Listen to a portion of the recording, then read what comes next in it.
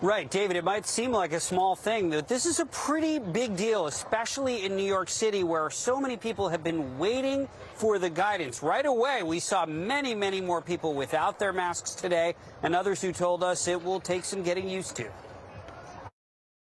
It feels nice to be able to breathe fresh air for the first time in a while. For Lily Evans, a park bench for lunch. For others, it was a jog or a nice perch on a rock. For the first time, no mask required. As long as I'm not around other people, it feels totally safe. President Biden agrees. Today, he walked out of the White House wearing a mask, then took it off to deliver the news. Starting today, if you're fully vaccinated and you're outdoors, you need, and not in a big crowd, you no longer need to wear a mask. The official guidance from the CDC. If you're vaccinated, no masks needed outdoors if you're alone or in small groups. But you still need a mask outdoors when attending large events or in large groups. Today is another day we can take a step back to the normalcy of before. In New York City, health officials took the news and added some extra guidance to make sure there aren't lots of people around you. The rule of thumb that I say is anytime you're close enough to be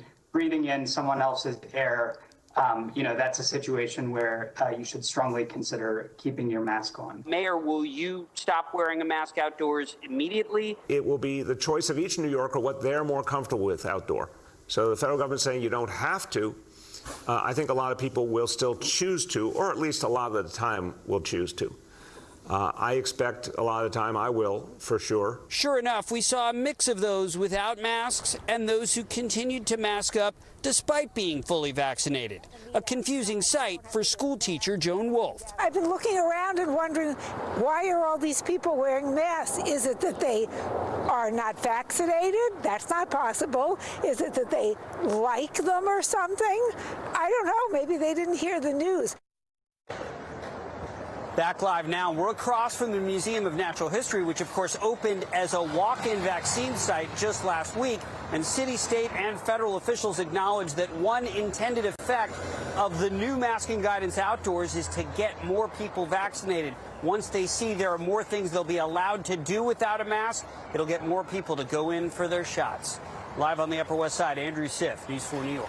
All right, it is welcome news, Andrew, and this is some more welcome breaking news, certainly for New York restaurants. You might not have to buy food to go with alcohol at New York restaurants and bars for much longer. We just learned within the last hour the state Senate expected to move tomorrow to suspend that requirement, and perhaps several others that were among the executive orders issued by Governor Cuomo. The state Senate moving to strip some of those away now, but that particular one would essentially let New York bars resume operations from before the pandemic. So we'll let you know what ends up happening tomorrow. We did reach out to the governor's office for a response. We'll let you know if we get that.